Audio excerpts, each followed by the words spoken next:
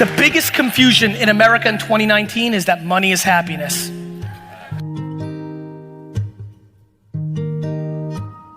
But I know what's gonna happen. It's gonna post on YouTube and I'm gonna read the comments. I'll be like, yo, easy for him to say, I'm rich, but I'll cry in my Ferrari, until you're crying in your Ferrari.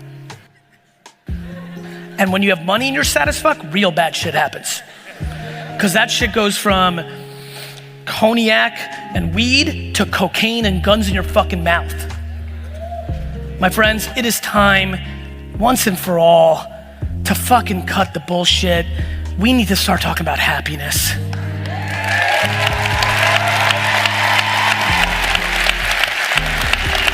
If you're making 37K a year in this room as a teacher, but you came here to figure out what business can get you to $1 million a year, but you fucking skip home whistling out of happiness because you're impacting young people's lives, then leave this fucking conference right now because you fucking won. You don't need anybody.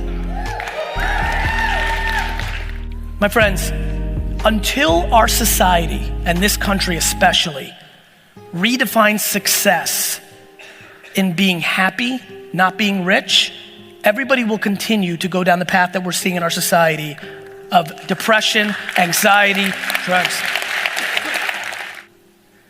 You have to be honest with yourself, because if you're incapable of that, you have no prayer of happiness. And being honest with yourself is hard. My friends, we are so good at casting judgment on everybody else. We're unstoppable at that. Keyboard warriors on Twitter, we're not doing that to ourselves. And more importantly, how do you start chipping away in a world where you were parented or your environment made you that way? There are people right now that are living their life still in their 40s and 50s based on the opinion of their parents. They think they're doing the right thing because they fucking actually love their parents. I get it. I love my parents so uncomfortably much, it scares me. But they live it because they're appeasing lawyer, 2 kids, living in this area, doing this job, don't take risks because we told you not to. We came from a generation that didn't, so you're doing that. Or I was once an entrepreneur and fucked it up, and so we were scared, so now you don't do that. They live for their parents. They think it's good because everything's good because you're doing what your parents want.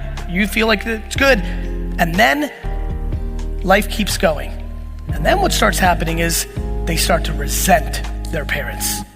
Because now they're popping to their 50th birthday, their 60th birthday, their 65th birthday. They get a health scare and they're like, I'm not doing what I want to be doing. People here are in debt or can't do something because they're just staying above ground, but that's because they bought a house that was too expensive, not using rooms in that house, and they don't have the humility to sell that house and go back to rent because they don't want their friend from high school or their grandma to judge them because we manifested that you have to own a home. And if you did, and now you're not just staying above water and you sold that home and moved into a shittier neighborhood or a smaller house or rented, now your actual life can open up. But no, the ideology of owning a home and the inability to take a step backwards to take 3 steps forward is gonna make you unhappy till the end. I'm watching real deep sadness, and it's not because of social media. Social media is not making you sad. Your insecurity is making you sad. There's no hack. There's no passive income. There's no system. You wanna build something? It's hard work and talent.